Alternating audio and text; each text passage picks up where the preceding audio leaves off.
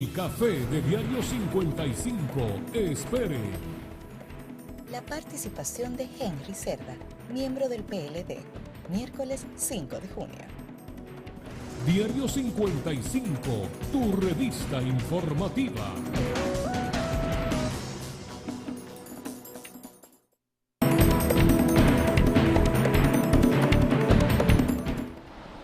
Gracias por continuar con nosotros, gracias por preferirnos, que ahora vamos al café de Diario 55. Como habíamos dicho, en el día de hoy estaremos hablando con una figura del derecho de la República Dominicana, ex procurador adjunto, ex secretario del Colegio de Abogados, abogado destacado, miembro del PLD y por demás amigo nuestro y amigo de Domínguez Brito. Henry Cerda, bienvenido al café de Diario 55. Gracias. Henry. Y Fran, y Ali de la televisión de Santiago, Alberto. Alberto, el jefe, seguro está ahí siguiendo a través de una de las plataformas digitales, siguiendo. Vamos a brindarte una taza de café Santo Domingo, sabor que empieza en el aroma. Café Santo Domingo, sabor que empieza en el aroma. Antes de empezar, enviarles un saludo a la familia Rivas Fernández, que está en sintonía con nosotros en la zona sur de Santiago. Así que un abrazo para ellos. Henry, ¿qué es lo que está pasando en tu partido, Henry? Bueno, cosas que no se habían visto se están viendo hoy. Un partido que se diferenciaba, según un colega suyo, de los demás, hoy es más de lo mismo. Lavaban los trapitos dentro y ahora eso están saliendo gente por la ventana, hombres por los aires. Dos.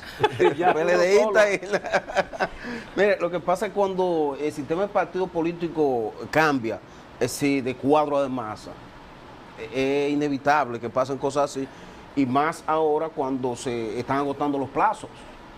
Y cuando los plazos se agotan en derecho, son mortales. Así mismo es en la política, y en consecuencia ya los intereses políticos salen a relucir, ya sea de presidente actual, de los candidatos, y en sí eso es normal. Ahora, lo que no es normal a veces la metodología o los medios utilizados para expresarse, porque para eso siempre se ha establecido discutir dentro, ¿verdad?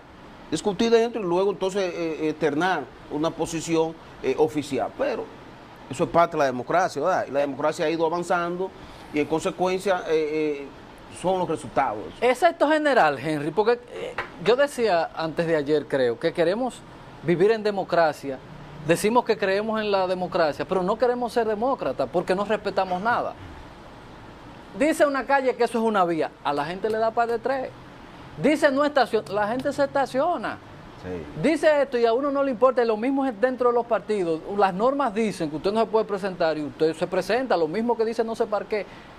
¿Es esto parte del trípode genético o qué es lo que vamos a hacer? Porque hay un cliché que dicen, el dominicano cuando sale de aquí se arregla, y es verdad que se arregla. No, mira, a veces se ha pensado, y son, yo diría, teorías, que dicen, bueno, lo que hay que hacer es establecer o fortalecer la sanción, y con eso resolvemos. Pero no siempre eso tiene resultados.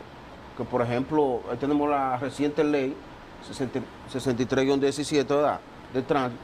Y esa ley te dice, bueno, te vamos a aplicar 5 salarios, llega hasta 40,000 pesos una sanción, por ejemplo. Y eso es imposible. ¿Por qué? Porque el dominicano tiene su cultura. Ahora, cuando esa cultura, ese respeto va perdiendo su credibilidad, entonces hay que cuestionarse. ¿Y de dónde viene esa falta de respeto? De las mismas autoridades, del mismo o de los mismos poderes. Porque cuando los poderes del Estado no respetan la Constitución, ¿qué estamos haciendo? Estamos incitando para que eso vaya en desarrollo. En consecuencia, primero hay que dar el ejemplo. Y un ejemplo que sea a través, ¿verdad?, de que si yo soy una autoridad, yo tengo que demostrar de que realmente eso hay que respetar, y más la Constitución de la República. Por eso es el problema de este país. Y va a seguir. ¿Por qué? Porque no hay una sanción a esas violaciones constitucionales. Y cuando no hay una sanción, uno se cuestiona y dice, bueno, ¿qué vamos a hacer? Entonces, ¿qué pasa? Eso tiende a ¿qué?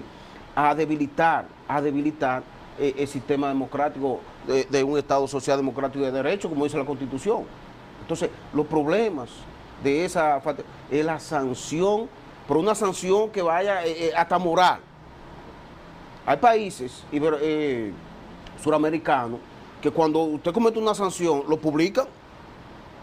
Y tú dices, bueno, ¿qué tiene eso? Bueno, una persona que se respete y vea que ha sido, por ejemplo, un violador, ha sido un infractor de la ley, lo publica, uno dice, bueno, le están violando su derecho fundamental, pero ya tú lo violaste. Claro. Entonces hay que buscar mecanismos que tiendan a corregir todas esas violaciones para ver si la seguridad jurídica, que está muy débil en este país, hay que decirlo, no obstante el cambio de presidente y de la Suprema y unos jueces. Hay una debilidad y esa debilidad hay que corregirla, pero desde arriba primero y dar ejemplo. Porque este es un país que está últimamente, y yo vuelvo y reitero, una crisis del sistema jurídico y político. Entonces a veces digo, ¿qué es lo que vamos a hacer? ¿qué vamos a hacer? Entonces, bueno, Henry, entonces, ¿verá qué pasa la cosa? No. Es el mismo caso, Henry, de estos muchachos que salen a delinquir a las calles, que no les respetan el derecho a quienes ellos van a atracar, y sin embargo, cuando lo están buscando, ellos quieren que les respeten sus derechos. Precisamente ahí es que empieza, porque, miren, los atracadores, ellos planifican su asunto, la salida. No planifican a quién, muchas veces a quién, ¿verdad? Pero a veces dicen, bueno, vamos a salir por tal sector. Y el primero que aparezca, esa es la víctima inmediatamente. Entonces, ¿qué resulta? Una persona que entra a un establecimiento, se acerca a un adolescente, se acerca a un adulto con una intención delictuosa, está dispuesta a todo. Entonces, cuando una persona está dispuesta a todo, tiene que recibir una sanción ejemplar. Y esa sanción debe ser, como yo decía, desde arriba, un parámetro, un protocolo. Señores, aquí existe un departamento de estadística, por ejemplo, de la misma Procuraduría. ¿Y cuál es la importancia de usted tener estadística en un estado? Que usted dice, bueno, en Sánchez Libertad, 10 robos, por ejemplo, los viernes, los sábados, los domingos. Y usted va creando un esquema, bueno, aquí en Los Jardines hay 3 robos. Aquí en la zona sur, 25 robos. Bueno, pues vamos a enfocarnos en la zona sur. Vamos a fortalecer y ver cuál es el modo operandi de esa situación. Entonces, por eso es penoso. Se te mudan a otro sector. Exacto. Entonces, pero que para eso hay que darle cumplimiento a la política criminal que lleva a cabo o que debe llevar a cabo la Procuraduría General de la República. Es un protocolo. ¿De qué? De persecución, de prevención y también de sanción. Entonces, por eso... Todavía, yo a mi humilde opinión, lamento sumamente cuando yo veo un ministerio público, tuvimos una sentencia de 30 años, o tuvimos una sentencia de 20 años. Cuidado que ahorita te emplaza el procurador a que demuestre. No, nosotros siempre estamos preparados para todos los emplazamientos. Todo se lo atribuyen al Código Penal. Realmente tiene muchas debilidades. ¿A procesar penal? Sí, sí. Mire, por ejemplo, el Código Iberoamericano, un Código Iberoamericano nuestro. Y yo le digo a veces a mis estudiantes de ciencias jurídicas que siempre está esa teoría, esa inquietud de que ese código es muy proteccionista, y ciertamente los tiempos han cambiado. Ahora, con ese nuevo Código Procesal Penal, por ejemplo, nosotros empezamos a aplicarlo, pues yo era miembro de la ejecución de la reforma procesal penal de aquel tiempo, cuando empezó el código, y empezamos a explicar cuáles eran las nuevas figuras jurídicas que existían. Y nos encontramos una figura de que el criterio de oportunidad, la conciliación, que siempre han existido en nuestro ordenamiento jurídico, aunque no sea una base legal. Por ejemplo, si una persona infractor primaria, vamos a suponer que tiene un consumo de tabaco, usted, como Ministerio Público, le hace más daño tomándose, sometiéndole 6 meses en prisión, 2 años en Rafael, que usted, por ejemplo, darle una oportunidad y llamar a su padre, porque es un aspecto preventivo, sí, y el mismo código lo establece, y usted decirle, bueno, esta persona no es un peligro para la sociedad, pero un peligro para sí mismo, un peligro para su familia, y se puede transformar. Entonces, esa persona se puede llamar a su familiar, entonces darle un criterio de oportunidad que está establecido en el código. Bueno, te vamos a dar una oportunidad, tienes que cambiar, tienes que corregirte, de lo contrario vamos a someter. Entonces, eso va en beneficio de la misma sociedad. Ahora bien, el código siempre ha sido criticado, pero si nos vamos al código criminal, el procedimiento criminal, señores, era la policía que hacía los expedientes. Y la policía, señores, en 20 horas, 10 horas, en una mañana, concluía todos los procesos. por ejemplo, un homicidio en tal sitio, ya decía, bueno, ya lo apresamos al autor, lo sometimos a la justicia, por el récord que tenía, pero sin investigar. Entonces, ¿qué hacía el Ministerio Público aquel tiempo? Nada, calificar el expediente. ¿Qué era calificar? Decir si era criminal o si era correccional. Pero esto estamos hablando prácticamente de estos días, cuando el Palacio de Justicia estaba en la calle San Luis. ¿Y qué decía? Si es criminal, lo llevaba al juez de la instrucción. Y si era correccional, una fianza obligatoria. Ahí volvía la persona a delinquir porque no se le daba seguimiento. Entonces, los tiempos han cambiado, yo creo que es un buen código. Ahora, los actores del sistema, y yo voy a aprovechar este espacio para mandarle un mensaje a mi amigo, presidente de la Suprema Corte de Justicia, que ya no es tu amigo, ¿verdad? Mariano Germán, sino Luis Henry Molina, que preste atención a los nuevos jueces penales, a los nuevos jueces que están incursionando en la carrera judicial, formarlo, prepararlo, porque hay figuras jurídicas dentro del proceso penal. No sé si es que los jueces nuevos no lo entienden o no lo saben aplicar, que es por ejemplo el auxilio judicial previo. Y se me ha presentado ya en varias ocasiones con diferentes jueces nuevos. Entonces eso es delicado porque cuando un juez interpreta una norma jurídica de manera errónea, comete una violación de derecho. Y a veces esa violación de derecho se transforma en una violación de un derecho fundamental. Entonces eso hay que corregirlo y por eso hago este llamado de manera pública, no a una jurisdicción específica, sino también a la Escuela Nacional de la Judicatura, pero con quien preside el Consejo de la Escuela es el presidente de la Suprema, Luis Henry Molina. Entonces, que preste atención a la formación de los nuevos jueces penales. Henry, no está, y hablo del todo, en el esquema judicial claro en su rol, porque el otro día yo escuché al jefe de la policía decir, porque nosotros investigamos y sometemos, y yo decía, pero en el nuevo código la policía ni investiga ni somete. El otro día en un evento vi a un policía que le dijo a un fiscal, échese para allá y cállese, que usted no sabe de eso. Entonces, ¿cómo es esto? Entonces ahora tú dices eso, que también los jueces no están definidas bien la tarea, o aquí hay cruces entre las tareas, porque de verdad, para mí el peor de los trabajos lo hace el Ministerio Público. Mira, es que el Ministerio Público desde su creación ha tenido sus debilidades. Y la principal debilidad del sistema del Ministerio Público, ¿cuál es? La falta, oigan esto señores, la falta de un organismo investigativo. No hay en el Ministerio Público ni en ninguna fiscalía un órgano de investigación. Lo que la policía me manda, eso yo cojo. Oigan, y eso es grave, con un nuevo Código Procesal Penal. No hay, repito, no hay un sistema de investigación en ninguna fiscalía del país, en ninguna. Cuando por ejemplo, un Ministerio Público asume un caso, por ejemplo, que Fran vaya a interponer una denuncia, por ejemplo, de un atraco, de un robo, de lo que sea, lo que le dice, ¿y la prueba dónde están, Fran? Dice, Fran, no, pero yo vengo aquí a quejarme. Dice, no, búscala. ¿Cuál evidencia tú tienes? Yo, no, pero yo... El rol del Ministerio Público es precisamente atender a Fran, que ha ido a buscar un servicio como usuario, y es empezar un proceso de investigación. Entonces, ¿qué pasa? Llega otro de otro robo, de otra infracción, entonces ya lo de Fran lo guarda. Entonces, cuando Fran va a los 2 meses, ¿qué ha pasado? Yo, pues déjeme buscar el expediente a ver qué ha pasado. No le han puesto la mano. No le han puesto la mano. Entonces, ¿por qué? Porque el Ministerio Público ha dejado que la Policía Nacional tenga un rol protagónico. Y yo siempre lo he dicho, la Policía Nacional cuenta con herramientas, oigan esto, señor, cuenta con herramientas de investigación, oigan, de alta tecnología. Sin embargo, señores, vayan a cualquier fiscalía y pregunten cuál es el sistema de investigación que tienen, y no lo hay.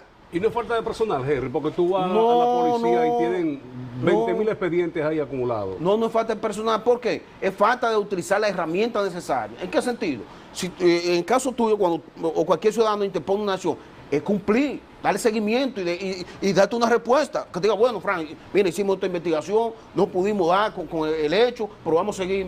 Bueno, tú estás diciendo, bueno, pues está bien porque está difícil la situación. Pero aquí pasa un homicidio, lo que sea, lo primero que se presenta es el departamento y a tomar la huella. ¿Qué huella? La policía científica. Si la policía ¿qué huella? Eso no, señores, eso no funciona aquí en este país. Eso no funciona. ¿Y dónde hay registro de huellas? Aquí pues tú tienes que tener un banco. Exactamente. ¿Y dónde está el banco de huellas aquí? Entonces, miren, ese sistema de investigación, señores, esto es grave.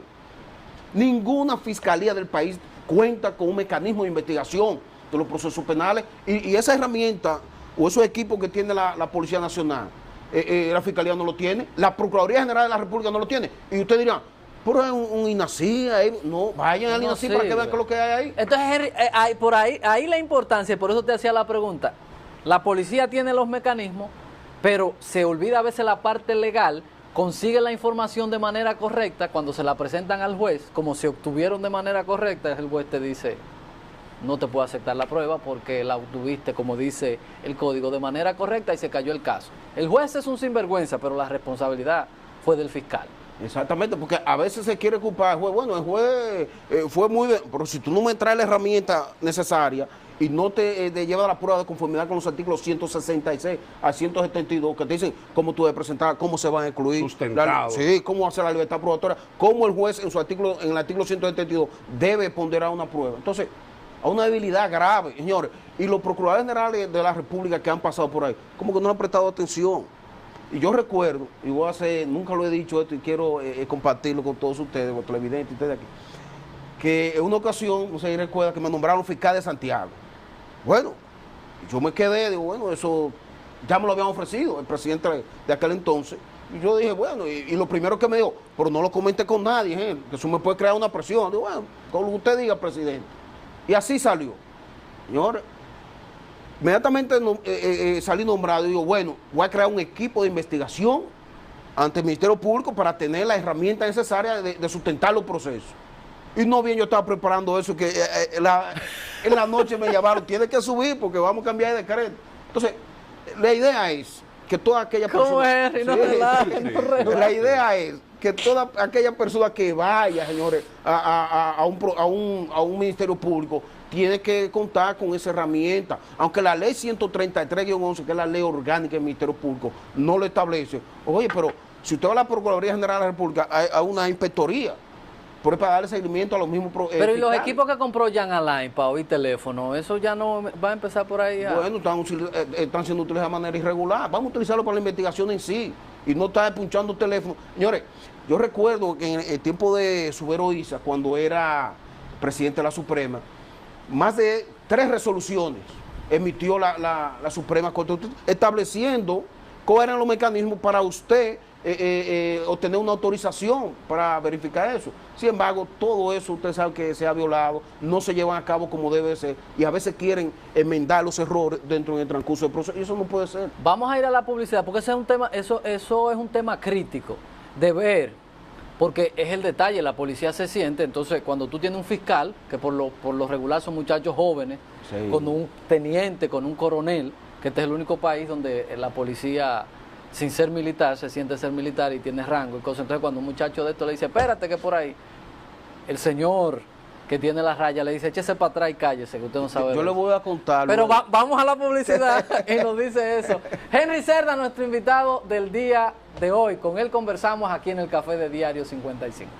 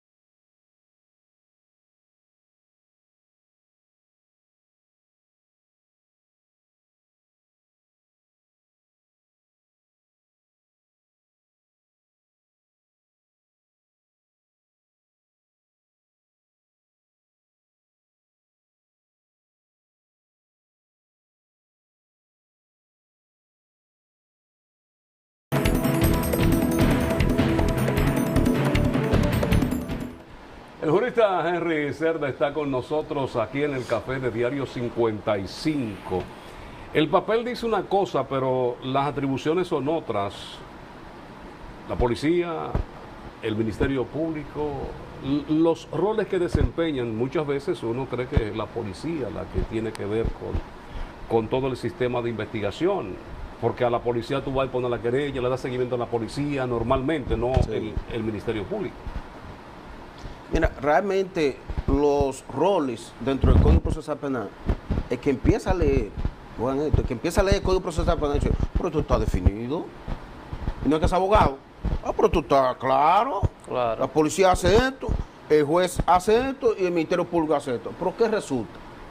Cuando se va a la etapa de investigación, ojo con esto, cuando se va a la etapa de investigación, los roles se entrecruzan del Ministerio Público y de la Policía Nacional. Entonces ahí empieza la debilidad. ¿Por qué empieza la debilidad? Porque vemos que no hay una coherencia, no hay un protocolo de investigación. Eso es otra cosa. Aquí no hay un protocolo de investigación. Usted dirá, bueno, sí, cuando pasa un homicidio, pasa ahí, acordonan. No hay un protocolo de investigación. Entonces, cuando no hay un protocolo de investigación, no hay una norma que regule la investigación. Entonces tú dices, bueno, ¿y qué van a hacer? El que llega, levanta y hace lo que quiere. El fiscal es como una especie de seguro de ley. Paquetea ahí. Mire, señores, oigan, ahora que usted dice eso, yo recuerdo que siendo Ministerio Público, yo estoy en mi casa, siendo asignado a la Dirección Nacional de Control de Drogas. A aquel tiempo se le llamaba ayudante fiscal. Sí. O se le llamaba fiscal adjunto. Y yo estoy en mi casa temprano, como a las 6 de la mañana, y llegan 2 camionetas repletas de la Dirección de Drogas, de agentes. Magistrado, vamos a un allanamiento allí. Bueno, pues hago grado, pues vamos. Pues, ¿a dónde vamos? No, porque ya tenemos todo. ¿Pero a dónde vamos? No, porque tenemos una persona, ¿a quién vamos a buscar? No, porque eso es lo que... Digo, no, me la desmonté. Es una esquina. Digo, no, vayan ustedes. Yo no voy a legalizar situaciones irregulares de ustedes. Bueno, y eso creó un ambiente, ¿verdad? Yo diría muy grave, porque yo implementé ahí y dije, no voy a participar en ningún allanamiento si no me dan la investigación previa. Si no participo, ¿verdad?, en los cruces. Porque a veces, y por eso se hacía mucho daño, y todavía se hacen daño. Porque todavía hay fiscales, señor, aquí, que le ponen droga a la gente. Droga. Fiscales. Fiscales. No policías, fiscales. No, fiscales. ¿Por qué? Porque son jóvenes, parece como que no tienen sentido común de lo que es la responsabilidad de una función. Pero eso es grave. Sí, grave. Hay casos, por ejemplo... Porque ya esa es una persona que pasó por una universidad, que pasó por la escuela del Ministerio Público. Pero ¿qué hay? Hay un cruce con la policía y a veces ella es de la policía. Entonces la policía le dice, bueno, yo entiendo que esa persona es consumidor, es vendedor, vamos a hacer un allanamiento. Y se deja influenciar. Entonces, ¿qué pasa? Ese policía es que lleva la sustancia, ¿verdad? Entonces, ¿quién la legaliza? El Ministerio Público. Mírenla aquí. Pero fue una persona y no es un asunto. Hay ejemplos de eso con cámara grabada. Sí. Y yo he llevado casos así, aquí en Santiago. Aquí en Santiago yo he llevado casos que le ponen sustancia controlada a infelices. Que lo podemos traer públicamente y se procurador que me place para yo llevarle los casos. Nosotros estamos dispuestos a presentar cualquier situación. Ahora, ¿qué es lo que está pasando en nuestro sistema? La seguridad jurídica, volvemos con la seguridad jurídica. Cuando no se respetan las normas, no se respeta la Constitución, hay una crisis, hay una debilidad del sistema y tiende a fraccionarse. Porque de la sociedad ve que, bueno, pero si el procurador que no cumple con la Constitución, yo también no la voy a cumplir. Si es el presidente de la Suprema que no la cumple, entonces eso crea un problema grave y por eso el sistema de justicia penal debe cambiar en nuestro país. Porque los roles que tienen, por ejemplo, al cruzarse, ¿qué hace el Ministerio Público? Se recoge. ¿Por qué se recoge? Porque no tiene la herramienta. Por ejemplo, ¿qué es el mapeo? El mapeo, por eso quizás una persona, bueno, eso es pasar un suape a una... No, es un sistema de investigación que, por ejemplo, cuando se comete un homicidio, no importa en qué lugar, si hay dispositivos electrónicos o celulares, eso ubica el desplazamiento de esos celulares, aunque no la persona, porque sabemos lo que se usa en esos asuntos para evadir la justicia, Esos dispositivos se le dan seguimiento a través de un mapa, el recorrido, dónde fue, con quién estaba junto ese celular. Señores, y hay homicidios que han pasado, asesinatos, como usted le quiera llamar, el calificativo, que se han descubierto fácilmente porque por esa herramienta. ¿La tiene el Ministerio Público? No. ¿La tiene cualquier fiscalía? No.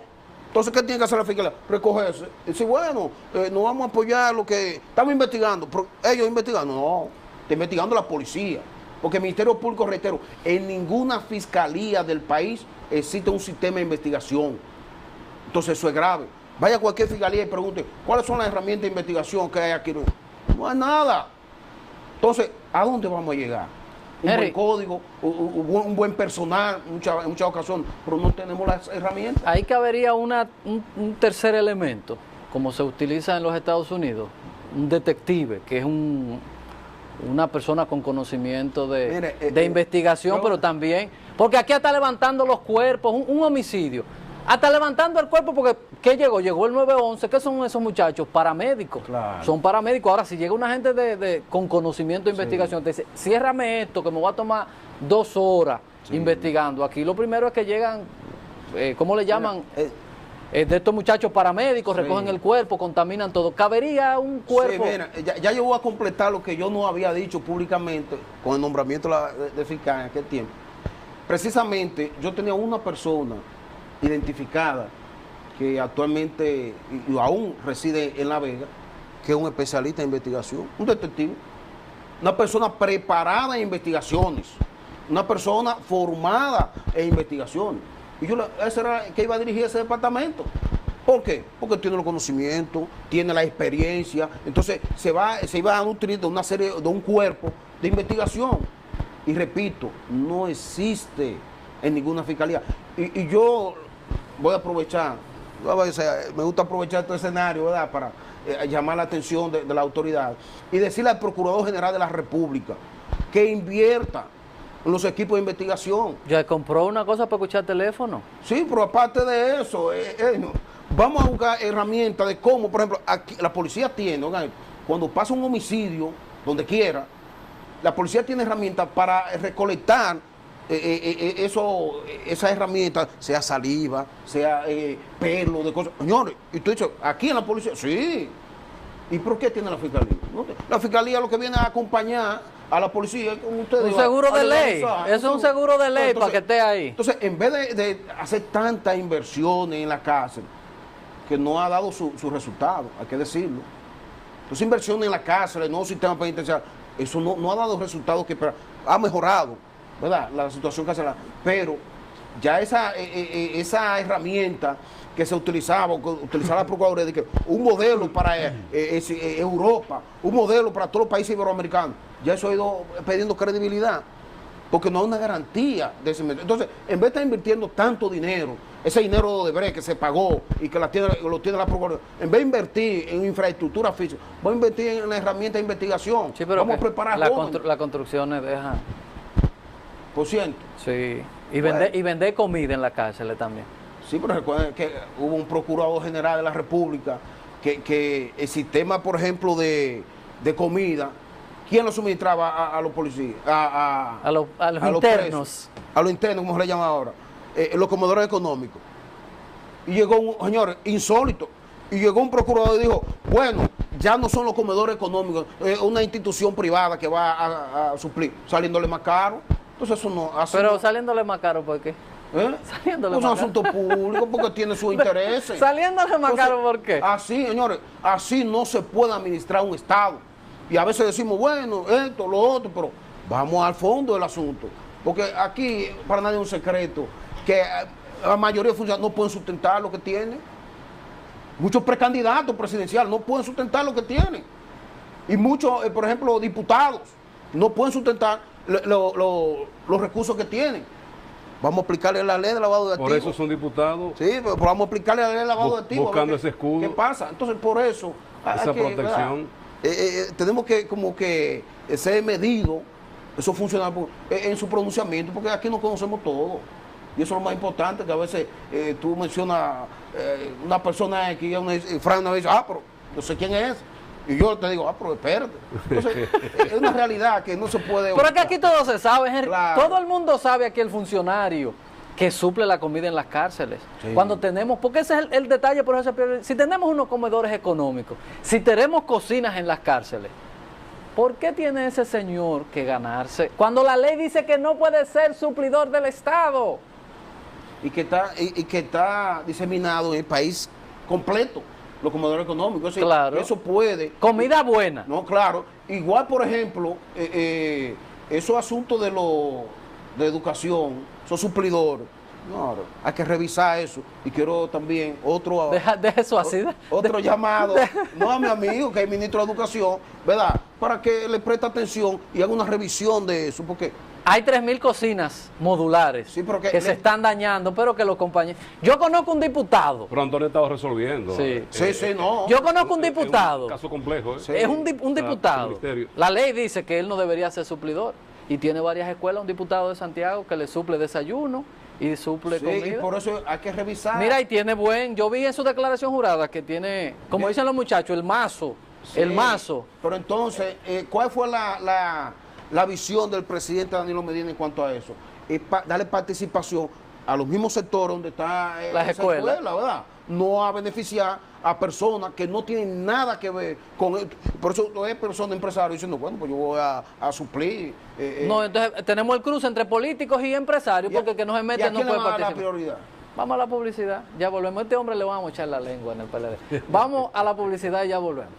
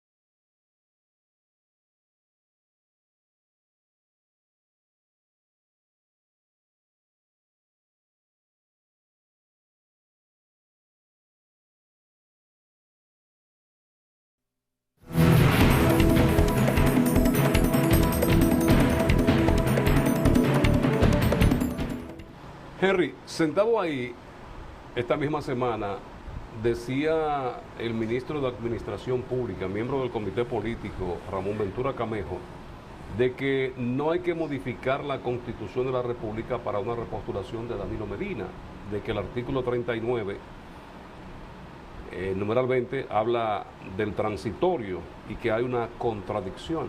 Realmente hay que ir a discutir y trabajar en la Constitución para que Danilo pueda otra vez aspirar. Mira, eso sería, yo diría, una ignorancia total. Usted decirle a un pueblo que no se necesita modificar la Constitución para Danilo repostular. Oigan, pero bueno, ¿hasta dónde vamos a llegar? Por eso en los términos, por los lados, como dicen, le llaman al atracador, que fue el pronunciamiento que hizo, que fue una falta de respeto, no a la sociedad, porque la sociedad no tiene que estar involucrada en los partidos, sino a la misma institución donde él participó. Porque una persona, que es mi amigo, Ramón Ventura Camejo, pero ir a una institución, o a un organismo de partido, plantear un proyecto, aprobarlo y después desacreditarlo, cuando lo desacredita, al final de la jornada, así no. Entonces, decirle a la población, que no se necesita modificar la Constitución para una... Eso es absurdo totalmente. ¿Qué prevalece, señores? Dentro de las fuentes del derecho de nuestro sistema jurídico dominicano está una categoría. Primero está que la Constitución de la República. Y señores, y si leemos, por ejemplo, puedo poner un ejemplo, leemos el artículo 1 del Código Procesal Penal, ¿qué es lo que dice?